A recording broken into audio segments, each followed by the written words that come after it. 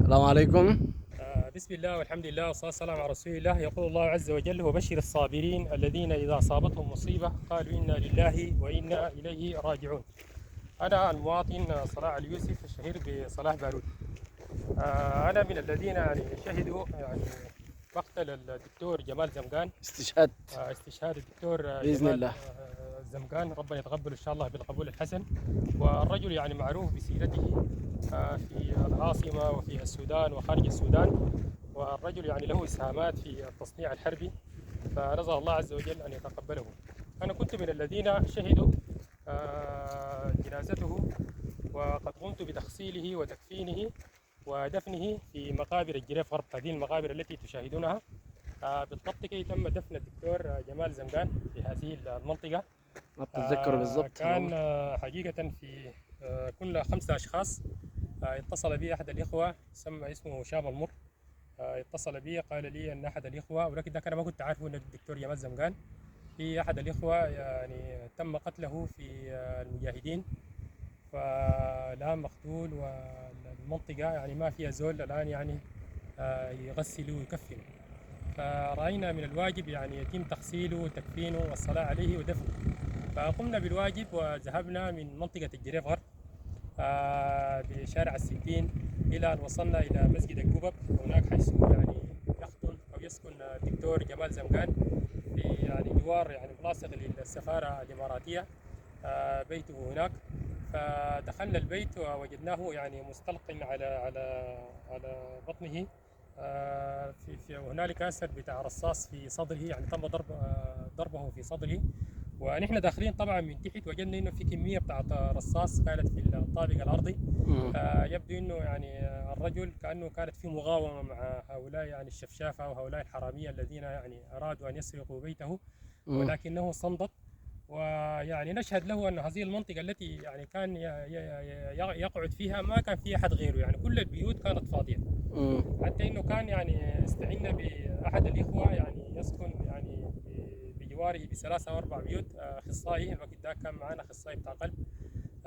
كان عنده معرفه بالدكتور، فذهبنا.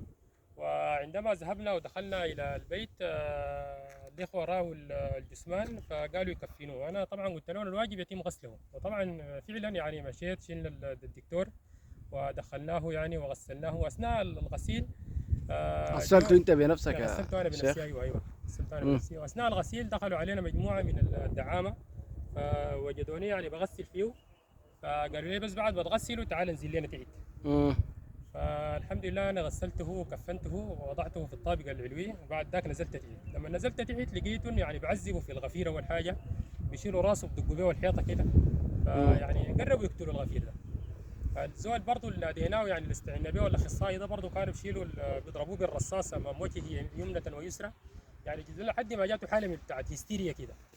نحن برضه قعدونا بالجنب كده، فبدوا يحققوا معانا انتم منو جايين من وين وانتم قتلتوه، وبدوا يقولوا لنا في كلام زي ده. فنحن من صلاة المغرب يعني ما انتهينا من التحقيق بتاعه الا الساعة الثانية ليلا. بعد ذاك قام قالوا لنا خلاص شيلوا الجثمان مشات فينا. قلنا لهم طبعا زي الوقت ده يعني ما عندنا عربات، ما عندنا هاي. قالوا خلاص تمشوا اقرب مستشفى ولا تمشوا اقرب حته تتصرفوا، المهم تجيبوا عربيه. الحمد لله يعني ربنا وفقنا وجدنا لنا عربيه. بعد ذاك جبناه هنا مغابر الجريف غرب، في بالضبط هنا تم دفن الدكتور جمال زنقان. ويعني ان شاء الله يعني ربنا يتقبله. والرجل حقيقه يعني الرجل يعني في كان يعني ثابت، وتم قتله يعني بطريقه يعني بشعه. الرجل يعني كبير في السن، يعني رجل مسن، يعني ما يعني في سن شباب. ومع ذلك يعني ما احترموا شيبته وما احترموا انجازاته، لانه في الحقيقه ده الناس يعني حراميه وناس شفافه، يعني ما اكثر من كده. فنسال الله عز وجل انه يتقبله بالقبول الحسن ويصبر فيه ذريته واهله واحبابه، وأن يصبرهم فيه وان يتقبله بالقبول الحسن. جزاكم الله خير، وربنا يتقبل ان شاء الله بالقبول الحسن. صلاح بارود. قمنا بحفل القبر حوالي الساعة السادسة ليلا، وقمنا بالصلاة عليه نحن هنا 5 أشخاص. وتم دفن المرحوم، وده قبر المرحوم الدكتور جمال. طبعا ما كتبنا عليه جمال زمقان لأنه يعني الناس زين عندهم إشكالية طبعا مع الدكتور. قبر المرحوم الدكتور جمال، ربنا ان شاء الله يتقبله بالقبول الحسن.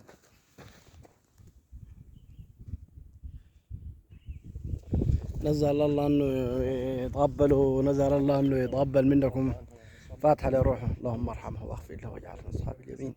اللهم ابدله دارا خيرا من داره واهلا خيرا من اهله. اللهم اجعل قبره روضة من رياض الجنة. اللهم ادخله فسيح جناتك. اللهم ادخلها مع النبيين والصديقين والشهداء والصالحين وحسن اولئك رفيقا. اللهم امين.